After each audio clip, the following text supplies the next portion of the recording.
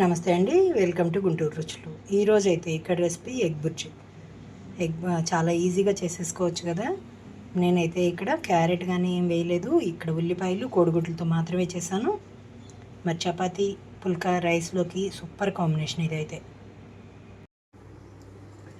ఈరోజైతే ఇక్కడ కోడిగుడ్డు ఫ్రై కోసం అండి నేను స్టవ్ ఆన్ చేసి పాన్ పెట్టుకున్నాను. ఇందులోకి వచ్చేసి 2 టేబుల్ స్పూన్స్ వరకు ఆయిల్ తీసుకుంటున్నాను.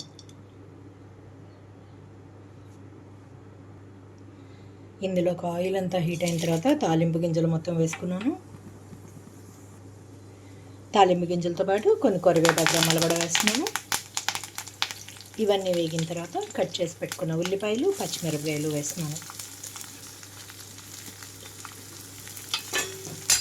ఇక్కడ ఉల్లిపాయలు బాగా వేగిపోవాలండి.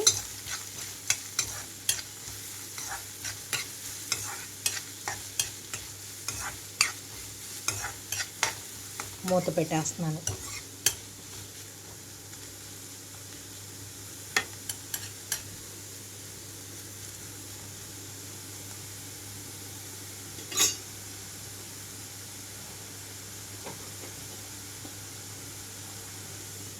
మూత పెట్టేసి 5 నుంచి 10 నిమిషాలు లో ఫ్లేమ్లోనే ఉంచుతున్నాను. ఇక్కడ 10 నిమిషాల తర్వాత అయితే మూత తీస్తున్నాను. ఇక్కడ చూడండి ఉల్లిపాయలంతా వేగిపోయింది.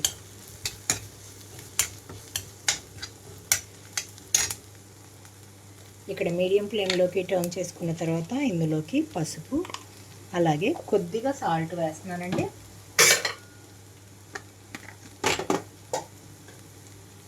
కొంచెం సాల్ట్. ఇక్కడ నేను ఉల్లిపాయలకి తగ్గట్టుగా కొద్దిగా వేసుకున్నాను. కోడిగుడ్డు వేసిన తర్వాత ఇంకొంచెం వేస్తాను. 2 నిమిషాల పాటు ఇలా ఉంచేస్తున్నాను. మీడియం ఫ్లేమ్లో ఉంచాను. ఇప్పుడు 2 నిమిషాల తర్వాత ఒకసారి కలుపుకొని లో ఫ్లేమ్లోకి టర్న్ చేసి బీట్ చేసుకున్న 2 ఎగ్స్ని ఇందులోకి వేసేస్తున్నాను.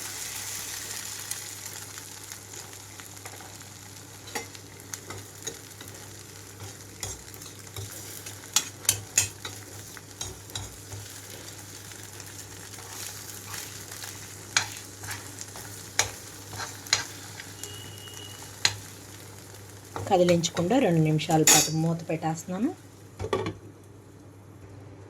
మూత తీస్తున్నాను. ఇప్పుడు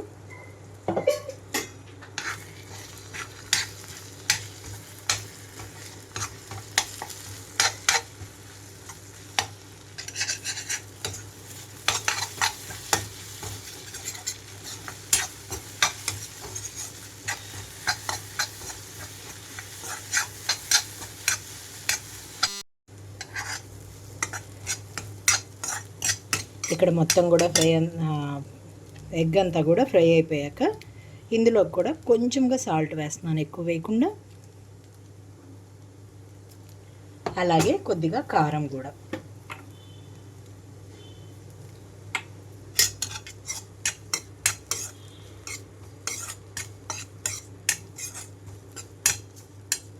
చివరిగా కొత్తిమీర కొంచెం వేసేసి స్టవ్ ఆఫ్ చేసేస్తున్నాను.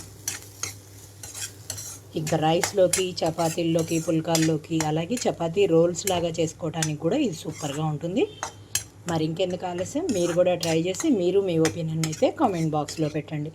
అలాగే మీలో ఎవరైనా మా వీడియో ఫస్ట్ టైం కానీ చూసినట్లయితే ప్లీజ్ మా ఛానల్ని సబ్స్క్రైబ్ చేయండి. అలాగే మా వీడియోస్ లైక్ చేస్తూ షేర్ చేయండి. పక్కన ఉన్న bell icon all option click చేస్తే మేము ఇచ్చే వీడియోలన్నీ మీకు నోటిఫికేషన్స్ వస్తాయి. Please encourage me and thank you for watching. Thank you.